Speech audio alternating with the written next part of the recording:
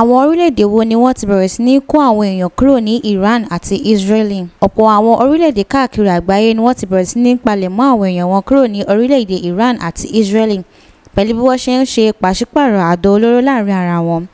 Ní ilẹ̀ Áfíríkà, àwọn orílẹ̀-èdè bíi Nàìjíríà àti Ghana ni wọ́n ti ń wá ọ̀nà láti kó àwọn èèyàn wọn kúrò ní orílẹ̀-èdè Iran àti Israeli. Orílẹ̀-èdè Nàìjíríà ti ní ṣe ìgbáradì láti kó àwọn èèyàn wọn kúrò ní orílẹ̀-èdè Israeli àti Iran.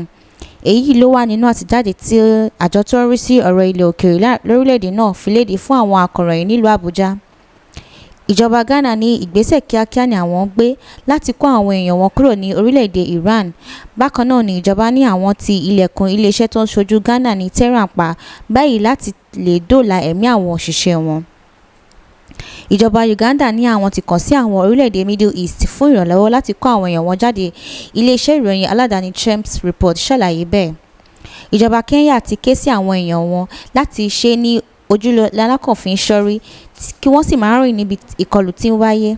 Ìjọba orílẹ̀-èdè South Africa ti ní kí àwọn èèyàn wọn lọ forúkọ sílẹ̀ ní iléeṣẹ́ wọn ní Iran fún ààbò tó péye.